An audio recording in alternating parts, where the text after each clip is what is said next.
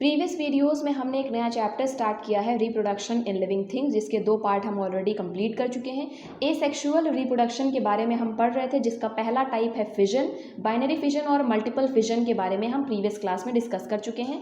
इसमें हम second part discuss करने जा रहे हैं। एसेक्सुअल रिप्रोडक्शन का ये सेकेंड टाइप है, विच इज़ बडिंग। बडिंग क्या होती है? एक तरह की आउटग्रोथ होती है, formed on any side of the mother cell and separate from the cell then grows into a new individual. Budding बहुत ही आसान है। जो भी पेरेंट सेल होता है, उस पेरेंट सेल के किसी भी एक साइड पे, एनी साइड लिखा हुआ है ना, तो किसी भी एक साइड पे छोटी सी बड निकल आती है और वो बड धीरे धीरे मैच्योर करती है, ग्रो करती है। जैसे कि आप डायग्राम में देख सकते हैं, ये ग्रो कर रही है, बड़ी हो रही है। उसके बाद ये पेरेंट बॉडी से अलग हो जाती है और एक नई डॉटर सेल बन जाती है। ये पेरेंट सेल है और ये डॉटर सेल बन गई। इस तरह से बडिंग होती है। बडिंग को हम कैसे डिफाइन करेंगे? The production of new individual from an out growth of parent individual. ये जो बड निकल रही है, ये पेरेंट इंडिविजुअल या पेरेंट बॉडी की ही आउट ग्रोथ है ना, तो इसी की आउट ग्रोथ से ही एक नई डॉटर सेल बन रही है, तो ये इसकी डेफिनेशन हो जाएगी।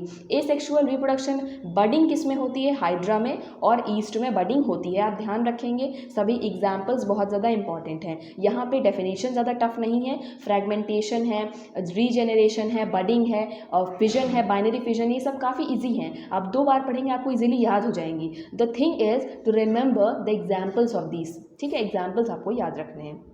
तो ये हमने देख ली different stages of budding in yeast में कैसे बडिंग होती है, हमने डायग्राम की मदद से देखा। Then hydra is a simple multi cellular animal. जो हाइड्रा है वो सिंपल भी है और एक मल्टी सेलुलर एनिमल है। हाइड्रा भी बडिंग के द्वारा ही रिप्रोड्यूस करता है। हाइड्रा की बॉडी में भी एक बड निकल आती है। डायग्राम में देख सकते हैं, छोटा सा इनिशिएशन है बड का, फिर ये बड धीरे धीरे आगे डेवलप करती है। इसके ऊपर आप देख सकते हैं टेंटिकल्स निकलने लगे हैं, हाइपोस्टोम निकलने लगे हैं, जो इसके पास स्ट्रक्चर है, जो इसकी पेरेंट बॉडी में जो स्ट्रक्चर्स थे वो धीरे धीरे ग्रो करने लगते हैं। फिर ये पूरी तरह से ग्रोथ होने के बाद बॉडी से डीटैच कर जाएगा और ये एक नया डॉटर सेल बन जाएगा, नया हाइड्रा का फॉर्मेशन कर देगा। तो ये हाइड्रा के बारे में था, ये चीज़ें आप याद कर लेंगे। सभी हाइड्रा में बडिंग होती है और ईस्ट में बडिंग होती है। इतनी चीज़ें आप याद रखेंगे। फ्रेगमेंटेशन हम नेक्स्ट पार्ट से कंटिन्यू कर